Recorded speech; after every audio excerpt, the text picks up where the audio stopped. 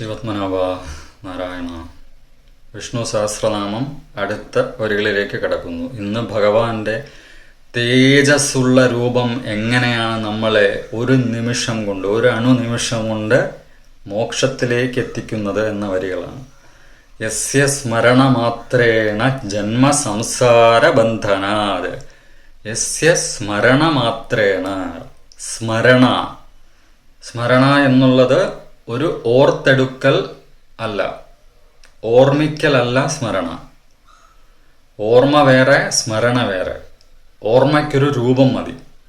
ഒരാളെ നമ്മൾ ഓർമ്മിക്കുന്നു, നമുക്കിഷ്ടമുള്ള ആൾ മരിച്ചുപോയി, അല്ലെങ്കിൽ ഒരു പട്ടിക്കുട്ടി, ഒരു പൂച്ചക്കുട്ടി, ആ രൂപം മതി നമ്മൾ ഓർത്തെടുക്കാൻ, അല്ലേ? എന്നാൽ സ്മരണ എന്നുള്ളത് എന്താണ്? സ്മരണയ്ക്ക് ഒരു മാതൃരൂപമുണ്ട്. കാരണം ആ സ്മരണ മാത്രയിൽ, അതുകൊണ്ടാണ് മാത്രേണ, ഒരു മാതൃത്വത്തിൻ്റെ രൂപമുണ്ടതിന്. അതിന് കാരണം സ്മരണ എന്നുള്ളത് അത്ര ആഴത്തിലേക്ക് എത്തിച്ചേരുമ്പോൾ ഒരണുനിമിഷം മതി ജന്മ സംസാര ബന്ധനാത്. സകല ജന്മങ്ങൾ, നമ്മൾ എത്ര ജന്മങ്ങൾ കടന്നു വന്നു, ഇപ്പോൾ ഏത് ജന്മത്തിലാണ്, ഇനി ഏത് ജന്മത്തിലാണ് എന്ന് നമുക്കറിയില്ല. അതിനാൽ ഇത് സംസാര ദുഃഖമാകുന്നു. അതറിഞ്ഞെങ്കിൽ സംസാരമില്ല. ഇതറിയാത്തതിനാൽ, ഈ ജന്മങ്ങളെക്കുറിച്ച് അറിയാത്തതിനാൽ ഇത് സംസാര ദുഃഖമാകുന്നു. അതിനാൽ ബന്ധനങ്ങളും ഉണ്ടായിക്കൊണ്ടേയിരിക്കുന്നു. അങ്ങനെയുള്ള ജന്മസംസാര ബന്ധനത്തെ വിമുച്യതേ, വിമോചിപ്പിക്കുക എന്നാൽ എന്തോ ബന്ധനത്തിലാണ് നമ്മൾ. എന്ത് ബന്ധനം?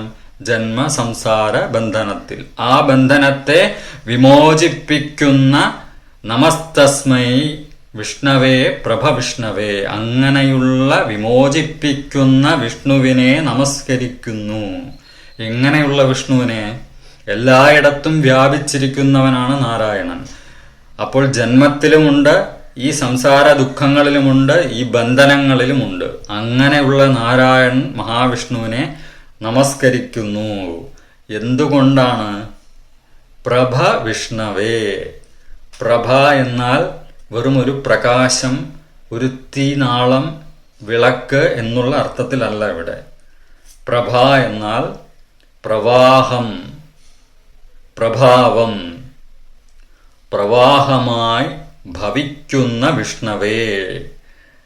എല്ലാ ജന്മങ്ങളിലൂടെയും, എല്ലാ സംസാര ദുഃഖങ്ങളിലൂടെയും, സകല ബന്ധനങ്ങളിലൂടെയും പ്രവഹിക്കുന്ന, പ്രഭ ചൊരിയുന്ന പ്രഭാവത്തോടെ എന്നെ കടത്തിക്കൊണ്ടു പോകുന്ന വിഷ്ണവേ. അങ്ങനെയുള്ള വിഷ്ണുവിനെയാണ് ഇവിടെ പ്രാർത്ഥിക്കുന്നത്. വെറുമൊരു രൂപധ്യാനമാകുന്നില്ല. അതുകൊണ്ടാണ് ഈ വരികളിൽ കൃത്യമായി സ്മരണ എന്ന് പറഞ്ഞത്. കാരണം പ്രവാഹത്തെയോ പ്രഭാവത്തെയോ നമ്മൾക്ക് മുഴുവനായി ഉൾക്കൊള്ളാനാകില്ല. ഗംഗയുടെ ഈ തീർത്ഥമേ നമുക്ക് സാധിക്കുകയുള്ളൂ. കാരണം അത് വലിയ പ്രവാഹമാണ്, അതേ നമുക്ക് താങ്ങില്ല. അപ്പോൾ ഇവിടെ ഭഗവാൻ മഹാവിഷ്ണുവിനെ കുറിച്ചാണ് പറയുന്നത്. ആ നാരായണന്റെ പ്രവാഹം, പ്രഭാവം എന്താണെന്ന് നമുക്കറിയില്ല. എന്നാലും ആ സ്മരണ മാത്രേണ, ആ ആഴത്തിലുള്ള ഭക്തിയിലൂടെയുള്ള സ്മരണ മാത്രേണ എന്തൊക്കെ മാറും? ജന്മസംസാര ബന്ധനങ്ങളെ വിമോചിപ്പിക്കുന്നു. വിമോചനം, മോക്ഷത്തിലേക്കെത്താൻ കാരണം പ്രഭചൊരിയുന്ന പ്രവാഹത്തിലുള്ള ആ പ്രഭാരൂപത്തിലുള്ള വിഷ്ണുവിനെയാണ് നമ്മൾ ധ്യാനിക്കുന്നത്. വെറും ഒരു രൂപധ്യാനമല്ല. രൂപധ്യാനം അത്യാവശ്യമാണ്. ഇപ്പോൾ പത്മനാഭനെ ധ്യാനിക്കുന്നു. എന്നാൽ പത്മനാഭന്റെ ആ രൂപത്തിലൂടെ നമ്മൾ ആ പ്രവാഹത്തിലേക്ക്, പ്രഭയിലേക്ക് എത്തിച്ചേരുമ്പോൾ പ്രഭ വിഷ്ണവേ.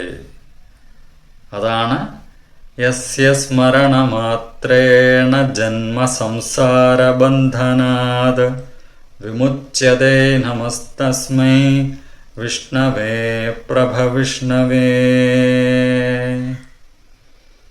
ശ്രീപത്മനാഭ നാരായണ ശരണം. പത്മ.